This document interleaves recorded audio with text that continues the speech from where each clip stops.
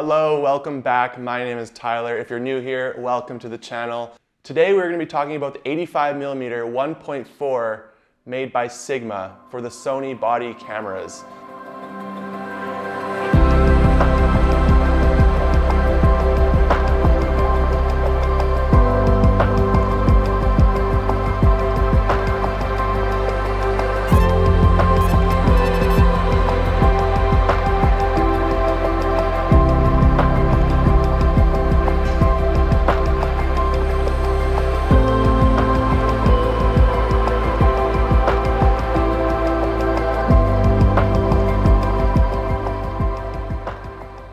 So a lot of people have gone over the comparison between the Sigma and the Sony 85 1.4, but for me, I have the 85 1.4 Sigma version, and that is what we're going to talk about today. Personally, I have just liked the 85mm 1.4 by Sigma because it is a lot cheaper, and I have not noticed any difference in sharpness or in the focus when I'm using it.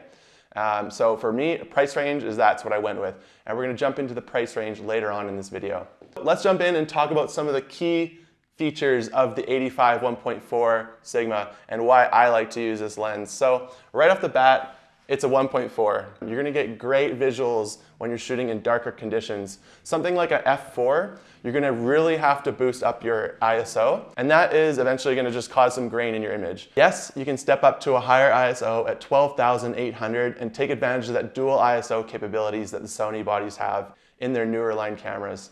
But for me, shooting at a lower ISO, using a 1.4 at night, you're going to get that crispy shot. I love to use this lens on a gimbal, combining the 85mm focal length, the 1.4 shallow depth of field, and then putting on a gimbal, you're getting a very clean shot. Jumping into the body of this camera here, right off the bat, of course, you have your focus ring. Secondly, another great feature I like about this lens is the f-stop ring right here that you can turn. A lot of lenses don't have this built in, so it kind of reminds me more of like a cinema lens. That makes sense in a way. You can adjust your f-stop right on the lens here. There's a button on the side that says click on and off. If you click it off, you're going to get a smooth rotation throughout the f-stop. If you click it on, you're going to get that more of like a hard stop, so it's going to click. So this could be very handy when you're filming and you want to kind of smooth transition between shallow depth and more of a wide depth. You can use this function right on your lens to switch that. So you can go from a 1.4 all the way up to an f16. Of course, you have your autofocus and manual focus button right here. So you can either switch that right here on the lens, as well as most people know you can switch that in your camera. But quick and easy, and so you're not messing around with your buttons on your camera, you can just click this button right here. On and off, autofocus, manual focus. Easy. And again, this lens also has an AFL button here. So this is an autofocus lock button. I actually primarily use this AFL button in sports. I film a lot of soccer content, so when a player is dribbling the ball, I want it to stay on that subject, and there's a lot of people running in front of the camera on the team, right? So if I want to make sure I'm focusing on that subject, I will sometimes press the AFL button so it won't pick up a subject that's running in front of my lens. And I'll quickly just press it and press it off again, and it'll go back to autofocus. So I feel like that's something very handy that I've actually used on this lens. So the filter size is 77mm. When I am filming, I put an ND filter on there. So I'm using sometimes between a 2 and 5 stop or a 6 and 9 stop, depending on the light.